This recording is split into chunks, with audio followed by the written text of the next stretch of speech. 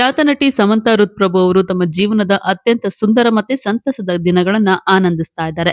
ಶೀಘ್ರದಲ್ಲೇ ಮೊದಲ ಮಗುವಿನ ನಿರೀಕ್ಷೆಯಲ್ಲಿರುವ ಅವರು ಇತ್ತೀಚೆಗೆ ತಮ್ಮ ಪತಿ ಬಾಲಿವುಡ್ನ ಪ್ರಸಿದ್ಧ ನಿರ್ದೇಶಕ ರಾಜ್ ನಿಡಿಮೋರು ಜೊತೆ ಆಪ್ತರ ಸಮ್ಮುಖದಲ್ಲಿ ಸರಳವಾಗಿ ಸೀಮಂತ ಶಾಸ್ತ್ರವನ್ನ ಆಚರಿಸಿಕೊಂಡಿದ್ದಾರೆ. ಈ ಖಾಸಗಿ ಸಮಾರಂಭದ ಸುಂದರ ಫೋಟೋಗಳು ಈಗ ಸೋಷಿಯಲ್ ಮೀಡಿಯಾದಲ್ಲಿ ಭಾರಿ ವೈರಲ್ ಆಗ್ತಾ ಇದೆ.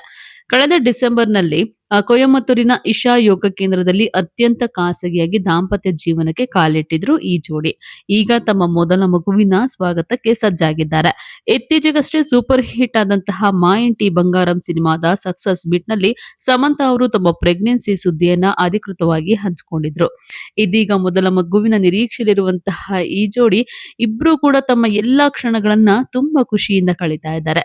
ಇನ್ನು ವೈರಲ್ ಆಗಿರುವಂತಹ ಸೀಮಂತದ ಫೋಟೋಗಳಲ್ಲಿ ಸಮಂತಾ ಗೋಲ್ಡ್ ಡೀಟೇಲಿಂಗ್ ಇರುವಂತಹ ಮರೂನ್ ಬಣ್ಣದ ಕಸೂತಿ ಕಲೆಯ ಸಾಂಪ್ರದಾಯಿಕ ಉಡುಪಿನಲ್ಲಿ ಅತ್ಯಂತ ಸುಂದರವಾಗಿ ಕಾಣಿಸಿಕೊಂಡಿದ್ದಾರೆ.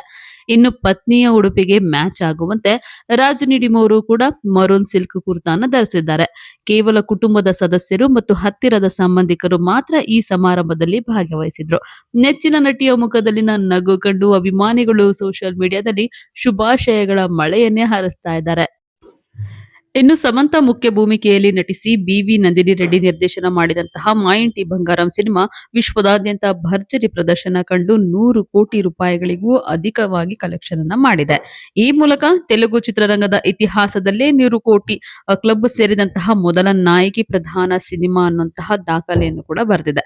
ವಿಶೇಷ ಏನಪ್ಪಾ ಅಂತಂದ್ರೆ ಈ ಚಿತ್ರವನ್ನ ಸಮಂತಾ ಮತ್ತೆ ರಾಜ್ ನಿಡಿಮೋರು ಜಂಟಿಯಾಗಿ ನಿರ್ಮಿಸಿದ್ರು. ಗುಲ್ಶನ್ ದೇವಯ್ಯ ಮತ್ತೆ ದಿಗಂತ್ ಮಂಚಾಲೆ ಅವರು ಪ್ರಮುಖ ಪಾತ್ರದಲ್ಲಿ ನಟಿಸಿದ್ರು. ಸದ್ಯ ತಾಯ್ತನದ ಖುಷಿಯಲ್ಲಿರುವಂತಹ ಸಮಂತಾ ಅವರು ನಟನೆಯಿಂದ ಸ್ವಲ್ಪ ಬ್ರೇಕ್ ಅನ್ನು ತಕೊಂಡಿದ್ದಾರೆ. ಇದಾದ ನಂತರ ಅಂದ್ರೆ ಹೆರಿಗೆ ಎಲ್ಲ ಆದ ನಂತರ ಭರ್ಜರಿಯಾಗಿ ಮತ್ತೆ ಚಿತ್ರರಂಗಕ್ಕೆ ಕಂಬ್ಯಾಕ್ ಮಾಡೋದಕ್ಕೆ ಪ್ಲಾನ್ ಮಾಡ್ಕೊಂಡಿದ್ದಾರೆ. ಮಾ ಇಂಟಿ ಬಂಗಾರಂ ಚಿತ್ರದ ಸೀಕ್ವೆಲ್ 2 ಅಂದ್ರೆ ಭಾಗ 2 ಮೂಲಕ ಇವರು ಮತ್ತೆ ಬಣ್ಣವನ್ನ ಹಚ್ಚಲಿದ್ದಾರೆ. ಇದರ ಜೊತೆಗೆ ಆದಿತ್ಯ ರಾಯ್ ಕಪೂರ್, ವಾಮಿಕಾ ಗಬ್ಬಿ ಮತ್ತೆ ಅಲಿ ಗಜಲ್ ನಟನೆಯ ಬಹು ನಿರೀಕ್ಷಿತ ವೆಬ್ ಸೀರೀಸ್ ರಕ್ತ ಬ್ರಹ್ಮಾಂಡ ದಿ ಬ್ಲಡಿ ಕಿಂಗ್ಡಮ್ ನಲ್ಲೂ ಕೂಡ ಸಮಂತಾ ಪ್ರಮುಖ ಪಾತ್ರದಲ್ಲಿ ಕಾಣಿಸ್ಕೊಳ್ತಾ ಇದ್ದಾರೆ.